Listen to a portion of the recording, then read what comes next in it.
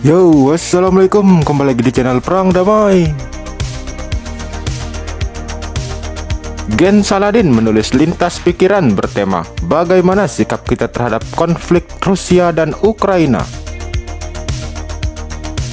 Ada ribuan tulisan yang menggambarkan bagaimana kabar terbaru perang antara dua negara itu.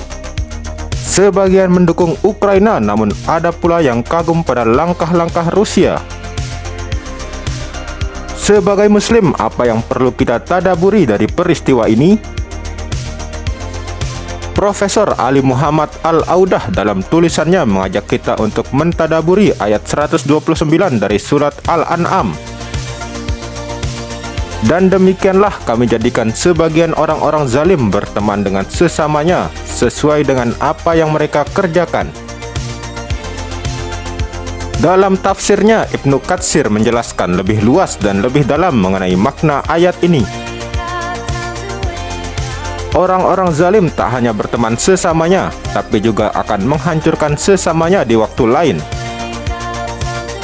Ibnu Katsir melanjutkan bahwa itulah yang Allah tetapkan pada para pezalim. Kami menguasakan mereka dengan sebagian yang lain. Kami hancurkan mereka dengan kaum zalim yang lain. Kami membalas mereka dengan dendam kaum zalim yang lain sebagai hukuman atas kezaliman dan kedurhakaan mereka.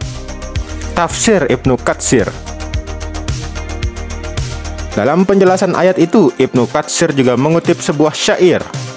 Tidaklah ada sebuah kuasa kecuali pasti ada kuasa Allah di atasnya. Dan tidak ada orang zalim kecuali pasti akan dibenturkan dengan yang zalim. Pada konflik Rusia dan Ukraina, sikap kita tentunya jelas. Hindari perang dan menjaga kemanusiaan, sebab itulah nilai yang Islam ajarkan. Sedihnya memang kita hari ini ibarat penonton tinju yang tak bisa banyak berbuat. Hendaknya kenyataan pahit ini menjadi penyentak yang membuat kita sadar bahwa umat Islam harus naik kelas. Sudah lama kita menonton, mesti ada masanya kita melerai, menjembatani, bahkan menjadi soko guru dunia. Wah, dalam nih tulisan. Uniknya ada sebagian kaum muslimin yang offside dalam mengelu-elukan Rusia, kagum pada presidennya dan menggelarinya sebagai kesatria pemberani yang gagah berani menghadapi Barat. Ada bahkan yang melakukan cocokologi, menganggap bahwa Rusia adalah bangsa yang di akhir zaman akan bekerja sama dengan kaum muslimin. Di kubu lain ada saudara muslim kita yang terlalu membabi buta menghebat-hebatkan pemimpin Ukraina,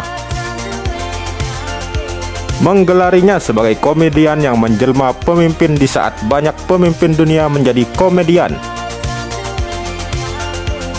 Tak sadarkah kita bahwa sosok yang jadi presiden Ukraina pun mendukung Zionis Israel untuk melenyapkan Palestina? Rusia dan Ukraina punya kisah tersendiri dengan umat Islam.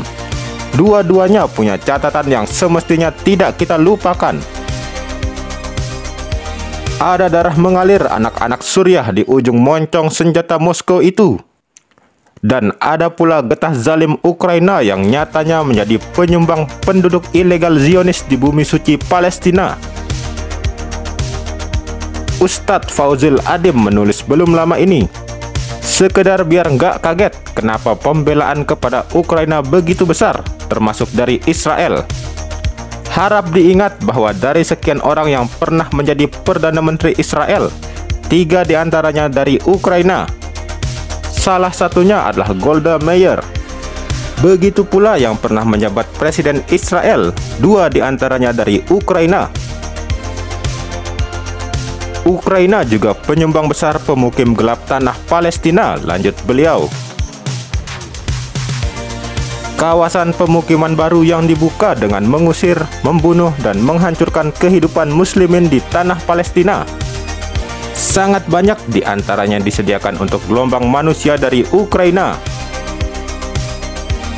Nah lo, jadi gimana nih? Masih pada mau mengelu-elukan Pak Putin? Atau ada juga yang masih pada mau mendukung Pak Zelensky? Keputusan sih tetap pada para penonton ya. Yuk komen di bawah. Kalau admin perang damai ya menyerukan perdamaian aja deh, nggak usah pakai dukung-mendukung siapa yang lebih benar, siapa yang lebih salah. Sekian untuk episode bermanfaat kali ini. Mari terus jaga perdamaian di seluruh belahan dunia. Wassalam.